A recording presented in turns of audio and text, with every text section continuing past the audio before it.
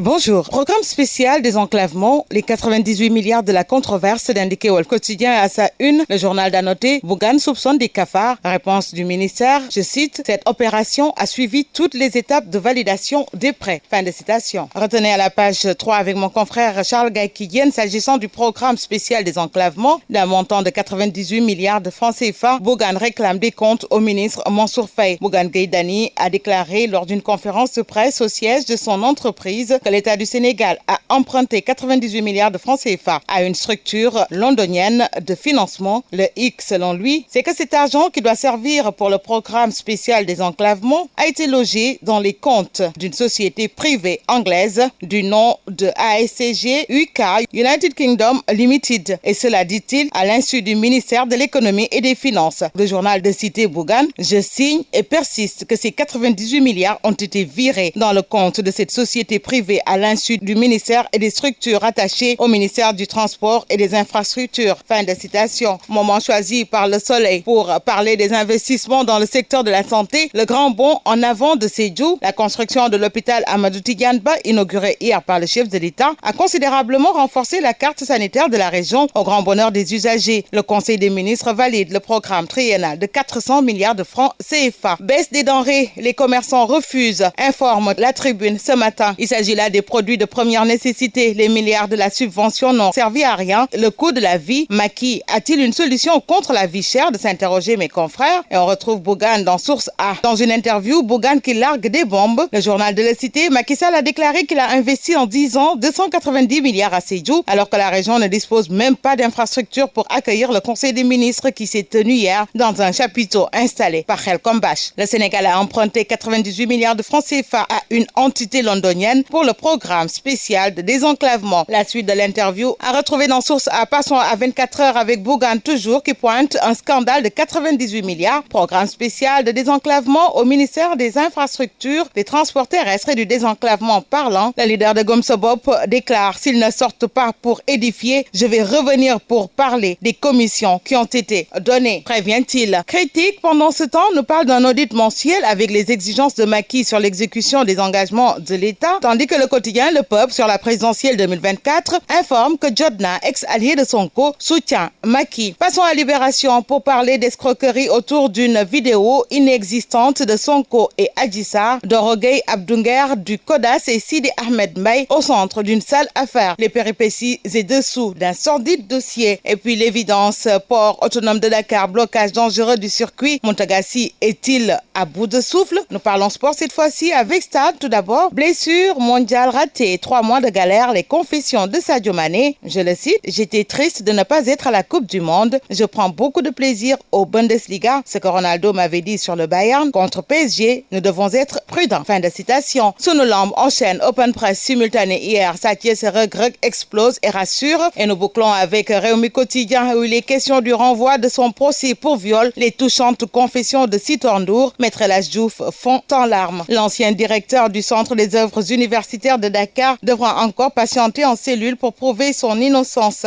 Appelé hier à la barre de la chambre criminelle de Dakar, Sitor Ndour a vu son procès pour viol renvoyé au 15 mars prochain à la demande de la mère de sa victime présumée qui veut constituer un avocat. Mais pendant ce temps, Maître El Hadji Diouf, avocat de Sitor Ndour, déclare que ceci est un complot, que cet homme a souffert. Toutes ses demandes ont été rejetées. C'est un homme de valeur. Il est incapable de faire cette bassesse. Je vous demande de juger cet homme. A-t-il fulminé? Bonne lecture à tous.